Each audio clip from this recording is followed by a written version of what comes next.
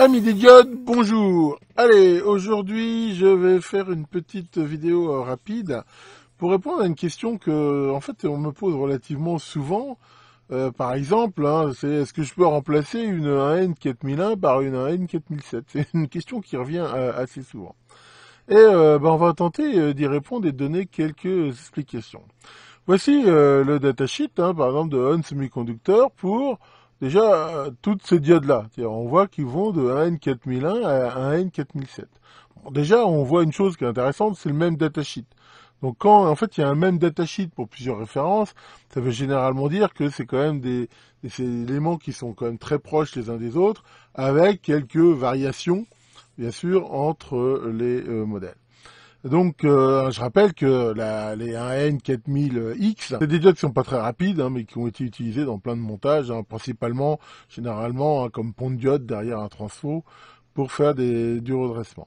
Alors, si on regarde un petit peu ici le datasheet, qu'est-ce qui saute tout de suite aux yeux? C'est que, en gros, pour tous les modèles, de 1N4001 à 4007, je veux dire, il y a quelques valeurs qui dépendent, mais derrière, comme on voit, toutes les autres ici sont les mêmes. Et on voit, comme c'est souvent le cas pour les diodes, que ce qui change, c'est la tension max admissible, on va dire, en inverse. Hein, c'est-à-dire que là, on voit par exemple qu'une AN 4001, il ne faut pas l'utiliser si la tension max, je veux dire, répétitive est de 50 volts, alors qu'une AN 4007 monte à 1000 volts. Et après, bon, voilà, on a toutes les variations entre les deux. Là, on a un autre paramètre qui est très connu, qui est celui qui est pas répétitif, c'est-à-dire que ça va tolérer, par exemple, de temps en temps, un 60 volts, mais je veux dire, voilà, faut pas que ça soit trop répétitif, là, en valeur RMS. Enfin, pour le reste, on voit que le courant, lui, est le même. Les diodes, on voit qu'ils sont faites pour supporter 1 ampère. Donc si on regarde ce datasheet, eh ben voilà, on peut se dire que oui, on peut utiliser une AN 4007 parce que, je veux dire, qui peut le plus peut le moins. Hein, si j'ai ici, mais imaginons un transformateur 24 volts, hein, il y avait une AN 4001, je mets une 4007, ça marchera. Donc oui, a priori, on peut. Maintenant, si on regarde même le plus souvent les prix hein, de ces diodes, hein, par exemple là, on voit le prix chez Farnell d'une AN 4007, on voit qu'elle coûte 0,192, et si on regarde celui d'une 4001, on voit que ça coûte aussi 0,192. Donc en gros, c'est même pas vraiment une affaire, on va dire quelque part, de prix, dans la mesure où maintenant, en même temps, je veux dire, voilà, ça vaut le même chose. Ce qu'il faut essayer de comprendre aussi, c'est que, je veux dire, les choses ont évolué. Hein, c'est des diodes qui ont commencé à apparaître sur le marché il y a déjà de très très nombreuses années, et l'industrie des semi-conducteurs a nettement progressé. En gros, si on regarde un petit peu, il y a eu un petit peu, je pense, 3 phases qu'il faut comprendre hein, pour beaucoup de semi-conducteurs. Au début, hein, ça n'était pas trop maîtrisé, et je veux dire, selon ce qu'ils voulaient fabriquer, ils changeaient certains paramètres. Donc par exemple, là, pour faire une diode 1000 volts, il changeait un petit peu le dopage de la jonction par rapport à faire des diodes 50 volts. Mais c'est pareil, c'était pas très précis. Donc souvent, ce qu'ils faisaient, ils faisaient peut-être éventuellement 2-3 lots, hein, ils en faisaient sans doute pas tant que ça. Et après, ils faisaient du tri. Et en fonction de ce qu'ils trouvaient, ils mettaient le marquage qui y allait. Après, je pense que ça a été même un peu plus loin que ça. C'est-à-dire qu'ils se faisaient même plus chier à faire des différences, fabriquer des diodes, et après, par tri, leur donner une référence différente. En gros, ils les font passer dans un testeur automatique, et puis selon ce que ça tient, ça fait ça. Mais je crois même que pour beaucoup de semi-conducteurs maintenant, dans la mesure où les process sont mieux gérés, je crois qu'elles sont toutes bonnes. En gros, ce qui sort, c'est quasiment des fois que des AN 4007, hein, voire plus. Le seul truc, c'est que ils continuent des fois à noter des AN 4001 alors qu'en gros c'est des 4007. Alors on va dire pourquoi ils font ça? Ils font ça parce que dans beaucoup de systèmes, on peut pas changer comme ça, je veux dire, une référence par une autre.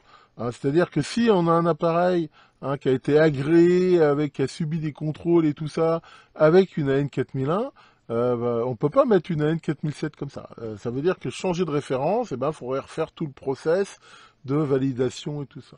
Donc, on préfère mettre ça. Hein. On va retrouver ça typiquement en plus dans des trucs comme l'aviation. Hein. Par exemple, mon beau-père hein, qui travaillait là-dedans me disait que quand ils ont fait les avions Mercure, ils en ont pas fait beaucoup, ils en ont fait 10 ou 11 je crois. Et les commandes étaient vraiment très justes. Et ils ont eu un cas, par exemple, où on avait besoin de remplacer un convertisseur avec un composant qui n'existait plus. Et c'était la croix et la bannière. Enfin, dans la pratique, ils auraient pu prendre un autre modèle et puis toc, ils le mettaient et puis ça roulait. Mais non, pour faire ça en aviation, ça va être très très compliqué. Si on met une autre référence, il faut faire repasser tous les tests, les qualifications et tout ça. C'est pour ça qu'on trouve toujours des AN4001, mais je suis quasiment sûr que les trois quarts, si on les testait, on s'apercevrait que elles marcheraient très bien en AN4007 aussi. Mais voilà, c'est des AN4001 pour ça. Maintenant, d'un autre côté, tout ça, on n'en est pas forcément sûr. Donc, enfin, après, à moins d'avoir ce qu'il faut pour mesurer, si on a une AN4001 sous la main, voilà, le constructeur, il garantit qu'elle tient 50 volts, donc faut pas l'utiliser plus. En fait, il y a eu à un moment donné des différences. On voit par exemple là, sur le datasheet original des AN4000X, on voit qu'il y a une petite différence. Hein, on voit qu'il y a moins de capacité parasite pour les hautes tensions, ce qui s'explique un peu dans la mesure où, je veux dire, les bandes sont un peu plus écartées quelque part. Enfin, peut-être un jour une vidéo sur les diodes Varicap qui explique ça. Mais voilà, on voit que par exemple pour les versions G qui ont été un peu plus modernes, eh ben ça a disparu. Hein, de même, sur certains datasheets, on voyait que le temps de recouvrement était un petit peu différente selon que c'était les plutôt haute tension ou basse tension. Mais voilà, hein, tout ça maintenant, on va dire, c'est un petit peu de l'histoire ancienne et on retrouve ça pour énormément de composants. D'ailleurs, maintenant, il y a des datasheets, si on regarde pour des transistors, il y a ce qu'ils appellent des process, par exemple, hein, chez National, il y en a très peu et qui correspondent à plein de modèles après, mais qui jouent généralement sur pas grand-chose. Hein, enfin, encore une fois, hein, si on regarde tous les modèles de transistors, il y a plein de références, mais il y en a plein, je veux dire, enfin, c'est assez subtil hein, la différence entre un modèle ou un autre. Encore une fois, hein, c'est le datasheet en gros qui fait foi. De ce qui est sûr après, hein, pour en revenir sur ces diodes-là, c'est des diodes qui sont pas rapides. Hein, je veux dire, enfin, faut pas les utiliser au-delà de quelques kilohertz. Maintenant, si on veut des diodes rapides, de toute façon, on a sous la main des diodes Schottky, des choses comme ça qui sont bien plus performantes. Mais ça reste des très bonnes diodes pour faire du redressement 50-60 Hz, faire des doubleurs de tension. Hein. Moi, j'ai fait beaucoup de trucs avec de la haute tension, voilà, en faisant des doubleurs, tripleurs, quadrupleurs et mieux avec de la N4007, ça marche très très bien. Alors dans ce datasheet, il y a un autre truc qui est assez intéressant d'ailleurs qu'on peut aussi noter, c'est ça. C'est en gros un petit peu selon les types de montage, les résistances thermiques. Hein, je rappelle que la résistance thermique détermine comment la jonction à l'intérieur de la diode va dissiper sa température. En gros, ça montre un petit peu quelle est la puissance max qu'elle peut avoir. Et là, en fait, si on regarde que dans des montages sur PCB, ce qui va dissiper le plus la température, c'est plus, en gros, via les pattes de connexion et via, ici, les pastilles de cuivre. Pas forcément là, la résistance par rapport à l'air. Et là, il donne un truc qui est intéressant, justement, c'est les fameuses résistances thermiques selon la longueur des pattes pour les différents types de montage. Et on voit que plus les pattes sont longues, plus la résistance thermique est élevée, ce qui se comprend, ça veut dire plus la chaleur mettra du temps quelque part pour suivre ici les pattes et aller se dissiper via les pistes sur le circuit. C'est pour ça que le fait de les monter sur un PCB, hein, si on s'arrange pour avoir des pistes assez importantes, on voit qu'il faut mieux les monter avec des pattes courtes qu'avec des pattes longues. Hein, de même là, quand on va avoir une diode qui est montée quelque part en l'air et donc qui va dissiper une grande partie de son énergie via ses connexions sur, pourquoi pas une cause de transfo, sur une cause ou n'importe quoi, voilà, on n'a pas tellement intérêt en fait à garder des pattes longues.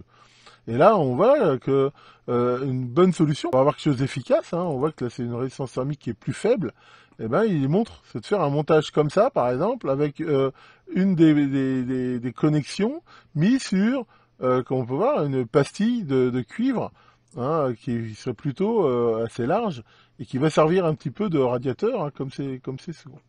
Enfin voilà, c'est vrai qu'on voit pas ça sur tous les datasheets, j'ai trouvé que ça pouvait être intéressant. Voilà pour cette petite causerie dominicale sur ces diodes de légende, hein. Je crois que tout électronicien très vite connaît les 1N, 4001 et autres, hein, comme les 2N3055, 2222, 555 et autres composants très anciens finalement, mais qui font partie en effet, on va dire, de la légende de l'électronique. Alors, bah voilà, ça caille un petit peu dans le labo, là, bah, c'est un peu normal, hein. C'est vrai que ce matin, il faisait que, je sais pas, 5 degrés, je crois. Ça caille un peu. Hier, on a eu le droit à un véritable déluge de flotte. Mais voilà, bon, alors moi, bah, faut que je continue, hein. Pour info, en ce moment, il va falloir que je rentre, bien heureusement, bientôt le super scope que je vous ai montré derrière moi. Euh, il n'était qu'en prêt, malheureusement. Et par contre, j'essaye de faire voilà un petit peu de vidéos d'avance, hein, de tourner des choses avec, sachant que par contre, hein, j'essaye de garder une certaine diversité sur ma chaîne. Donc voilà, je ne vais pas faire que des vidéos de cette playlist pro. Donc je vous montrerai certaines choses, mais aussi d'autres. Et c'est pareil. En ce moment, de toute façon, j'ai plein de trucs, j'ai plein de sujets.